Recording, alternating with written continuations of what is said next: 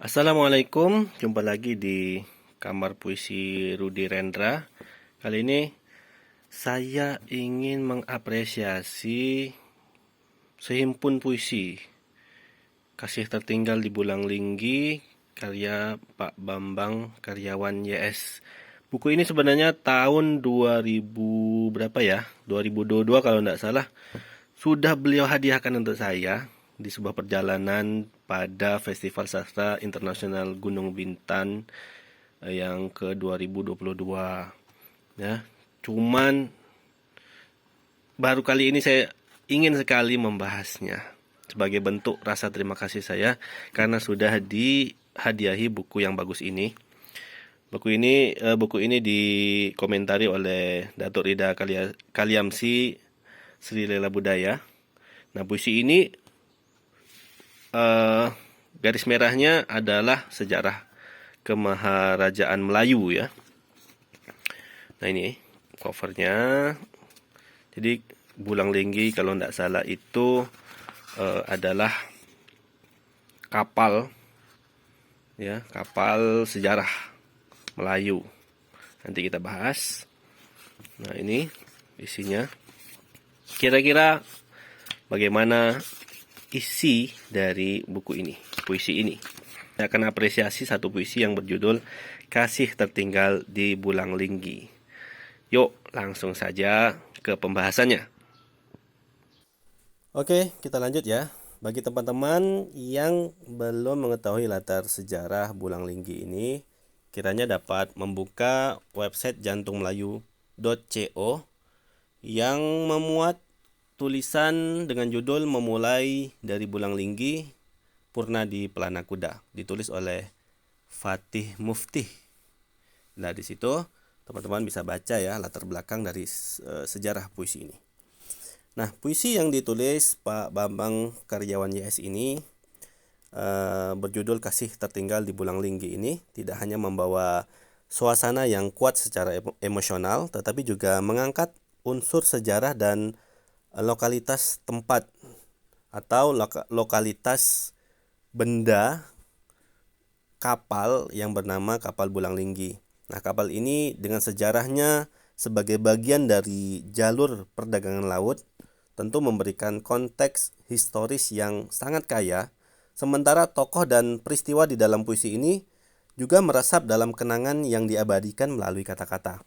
Mari kita apresiasi puisi ini dan mengulasnya dari sudut pandang dapur kreativitas, serta bagaimana kita yang pemula ini bisa menulis puisi yang sebagus ini. Nah, ada 6 poin pembahasan dalam konten ini. Pembahasan yang pertama adalah apresiasi dari perspektif historis. Puisi Kasih Tertinggal di Bulang Linggi tentunya membawa kesadaran sejarah yang sangat kuat.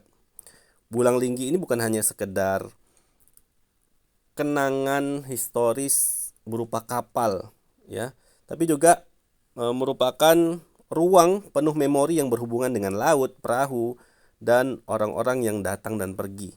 Dalam tradisi sejarah, kapal ini mungkin pernah menjadi saksi berbagai peristiwa penting, termasuk perdagangan dan migrasi, peperangan, Raja Haji Fisabilillah ya. Nah, seperti itu. Lalu kita lihat dari sisi penghargaan sejarah dan lokalitas. Nah, di sini kapal Bulang Linggi bukan hanya latar belakang dari puisi ini, melainkan juga saksi bisu dari cinta dan perpisahan.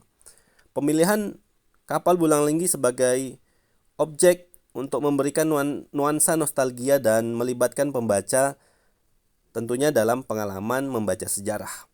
Nah, sejarah ini tidak hadir secara harfiah, tetapi juga terjalin dalam narasi cinta yang pudar seperti kenangan peristiwa masa lalu yang tak bisa diulang kembali. Nah, bagi saya yang pemula, jika saya ingin menulis puisi dengan latar sejarah seperti ini, maka saya harus memilih tempat atau peristiwa yang memiliki makna mendalam. Tak hanya itu, juga bisa benda-benda yang membangkitkan memori ya, bila disentuh dengan imajinasi. Lalu kita akan memikirkan bagaimana sejarah bisa berbicara melalui pengalaman manusia seperti hubungan cinta, perpisahan, atau tragedi. Nah, kita bisa kita juga tidak perlu memaparkan sejarah itu secara langsung, ya, melainkan menjadikannya bagian dari atmosfer atau perasaan dalam puisi ini. Itu poin yang pertama. Poin yang kedua, dalam puisi ini Pak Bambang karyawan YS juga menggunakan imaji dan simbol alam. Nah, alam menjadi medium yang kuat dalam puisi ini untuk menggambarkan perasaan kehilangan. Ada senja, laut, arus, lumba-lumba, dan pasir yang semuanya menghidupkan emosi dan kenangan yang perlahan-lahan hilang. Nah, senja di sini adalah simbol waktu yang berlalu, simbol waktu yang telah lampau, sementara laut adalah simbol perjalanan dan perubahan. Nah, kita tilik dari dapur kreativitasnya. Imaji alam yang tersaji dalam puisi ini digunakan penyair dan kita dapat merasakannya begitu sangat spesifik dan dipilih dengan hati-hati. Misalnya, pada kata lumba-lumba berkejaran. Nah, ini bukan hanya sekedar gambaran visual, tetapi juga simbol dari keintiman dan keindahan hubungan yang pernah ada. Dan ini menunjukkan bahwa alam bisa menjadi cermin dari perasaan batin kita. Oke, paham maksudnya ya? Maksudnya alam itu kita ambil kemudian untuk mencerminkan pengalaman batin kita, perasaan batin kita terhadap sejarah. Nah, bagi kita yang pemula, bagi saya yang pemula, maka saya akan memanfaatkan unsur-unsur alam untuk menyimbolkan emosi atau tema dalam puisi ini. Maka kita akan mengamati lingkungan sekitar kita dan kita akan mencoba menangkap elemen alam yang bisa kita kaitkan dengan cerita atau perasaan yang ingin kita sampaikan. Misalnya, hujan bisa menggambarkan kesedihan atau angin bisa melambangkan perubahan. Nah, poin yang ketiga yang kita bahas dari puisi Kasih Tertinggal di Bulang Linggi ini adalah bagaimana Pak Bambang YS, karyawan YS, menggabungkan tokoh dan narasi. Nah, pribadi tokoh yang dipanggil dengan kasih memberikan dimensi personal pada puisi ini. Seolah-olah narator berbicara kepada seseorang yang penting dalam hidupnya. Dengan tokoh ini, kita sebagai pembaca dibawa ke dalam perasaan yang intim, perasaan yang lebih dalam. Dan Bulang Linggi menjadi latar dari hubungan yang penuh kenangan itu. Dan bagi kita, pemula, bagi saya yang pemula untuk menulis puisi, kita bisa coba membayangkan seseorang tokoh atau sosok dalam hidup kita yang sangat berpengaruh besar. Dan ini bisa seseorang yang kita kenal atau seseorang dari sejarah yang memberi inspirasi kepada kita. Lalu tulis seolah-olah kita sedang berbicara langsung kepada mereka, mengingat kenangan atau perasaan yang ingin kita bagikan ke dia gitu ya. Dan poin yang keempat adalah struktur aliran emosi. Nah, puisi ini memiliki struktur yang mengalir dengan tenang, dimulai dengan memori masa lalu dan berakhir dengan pengakuan kehilangan.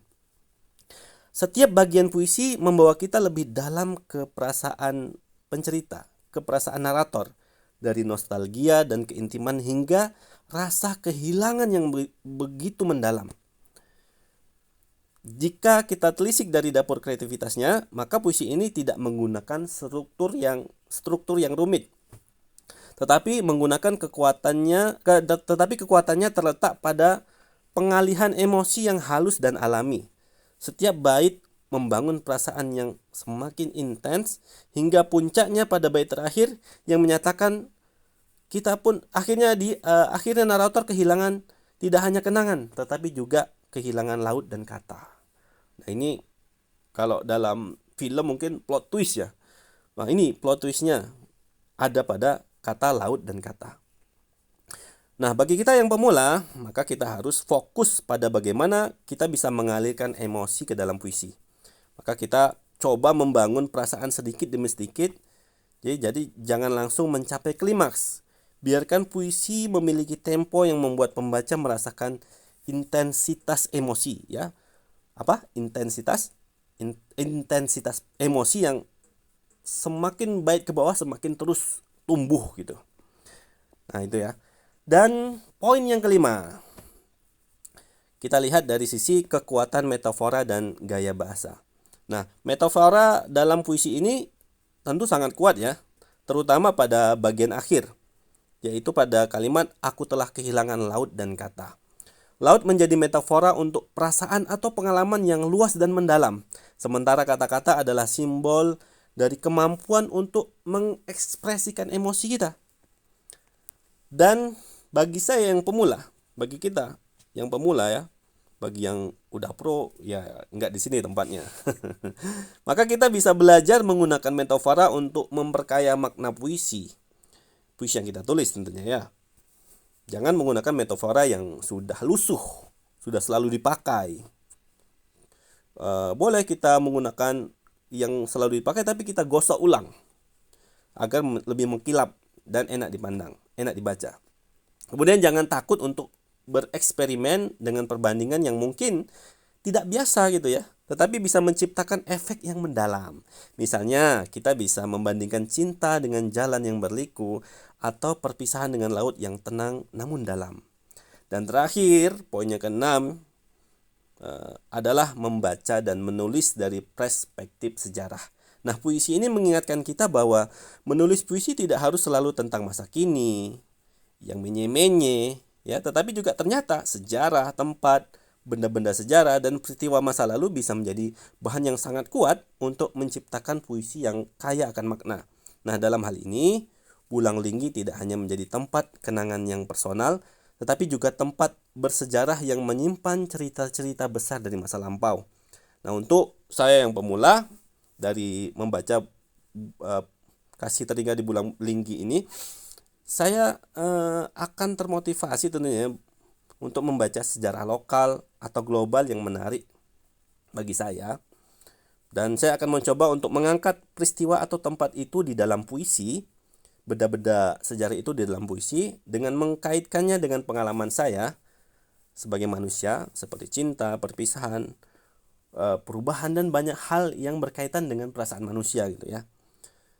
Kemudian sejarah bisa hidup kembali dalam puisi melalui simbol, imajinasi, dan emosi yang kita tulis di dalam puisi tersebut. Nah, terakhir tentu kesimpulan. Kasih Tertinggal di Bulang Linggi adalah karya yang kuat karena menggabungkan unsur sejarah, imaji alam, narasi personal, dan metafora yang juga mendalam. Untuk menulis puisi yang seperti ini, maka kita bisa belajar dari cara penyair Pak Bambang Karyawan YS menggunakan tempat sejarah, menggunakan benda-benda sejarah sebagai latar, simbol alam sebagai cerminan emosi yang ada di dalam dirinya, dan aliran perasaan yang tenang namun hikmah yang mendalam gitu ya. Dan sebagai pemula, kita tentu tidak boleh takut untuk mengeksplorasi sejarah dan tempat yang memiliki makna. Kita gali maknanya, kita gali emosi kita, dan cobalah untuk membangun cerita atau perasaan melalui elemen-elemen tersebut dengan penuh kepekaan. Demikian ya. Terima kasih Pak Bambang Karyawan YS sudah menghadiahkan buku Kasih Tertinggal di Bulang Linggi ini pada tahun 2022. Kita jumpa di perjalanan di bus ya. Dan ini adalah bentuk apresiasi saya terhadap hadiah beliau, buku yang sangat bagus ini. Dan teman-teman yang ingin dibahas puisinya, boleh kirim bukunya atau kirim puisinya. Terima kasih. Wassalamualaikum warahmatullahi wabarakatuh.